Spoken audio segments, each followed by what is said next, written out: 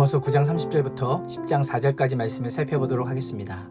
바울은 하나님의 구원 계획과 유대인의 관계에 대해서 설명합니다. 하나님의 법을 가지지 않았고 하나님조차 알지 못했으며 하나님에 의해는 전혀 관심도 없던 이방인이 의롭다함을 얻었습니다. 그 비결이 무엇입니까? 믿음으로 하나님께 나아갔기 때문입니다.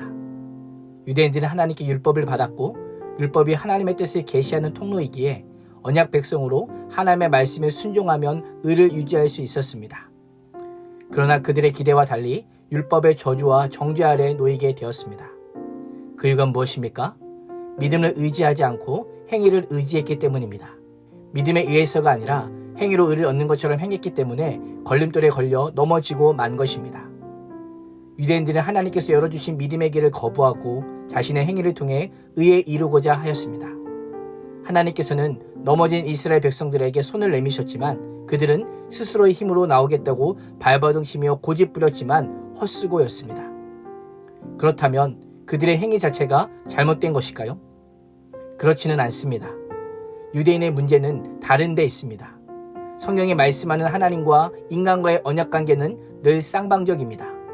언약관계를 체결하는 과정의 시작은 하나님께서 주권적으로 인간을 선택하시기에 일방적이고 전적인 은혜입니다. 그러나 체결이 성사되고 언약관계가 지속적으로 유지되기 위해서는 언약관계의 당사자로서 믿음의 응답이 필요합니다. 인간 편에는 신실하신 하나님께 믿음의 눈을 들어야 합니다. 하나님의 따뜻한 손을 붙잡아야 하고 하나님과 동행해야 합니다. 유대인들은 아브라함부터 계속되어 온 하나님의 신실하심을 의지하지 않다가 걸림돌과 거치는 바위에 넘어지고 말았던 것입니다. 바위는 믿는 자들에게는 구원의 바위이지만 믿지 않는 자들에게는 걸려 넘어지게 하는 바위였습니다. 이 바위가 바로 예수 그리스도입니다. 유대인들은 그 바위를 가장 가까이서 보았지만 믿기를 거부했습니다. 자신들이 기대했던 메시아가 아니기에 결국 그 바위에 걸려 넘어지게 되었던 것입니다. 오늘날에도 예수 그리스도의 믿음으로 말미암는 구원의 의를 받아들이지 못하고 예수 그리스도께 걸려 넘어지는 자들이 있습니다.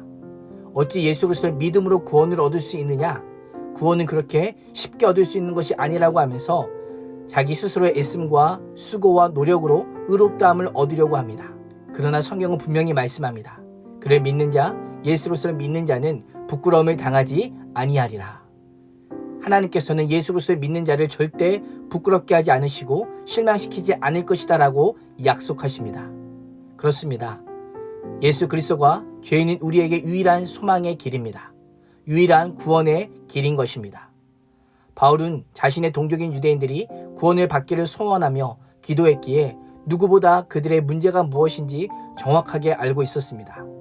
유대인들의 문제는 하나님께 열심히 있지만 올바른 지식을 따른 것이 아니었습니다.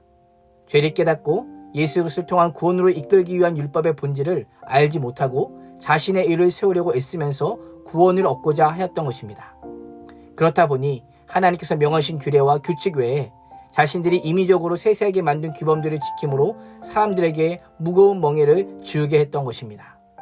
유대인들의 영적 무지는 하나님의 의인 예수 그리스도를 거역하는 것으로까지 연결되었습니다. 얼마나 무지했는지 예수 그리스도의 십자가 사건 후에도 여전히 율법의 행위로 하나님의 의를 얻고자 했습니다. 유대인들의 열심은 우리의 모습을 돌아보게 합니다. 예배도 열심, 기도도 열심, 선교도 구제도 열심인 나를 스스로 의롭다고 여기지는 않으십니까? 종교적인 의무를 다하고 있는 내가 하나님 앞에 의로운 자라고 생각하지는 않으십니까? 성경 어디에도 인간 스스로의 힘으로 구원받을 수 있다라고 말씀하지 않습니다.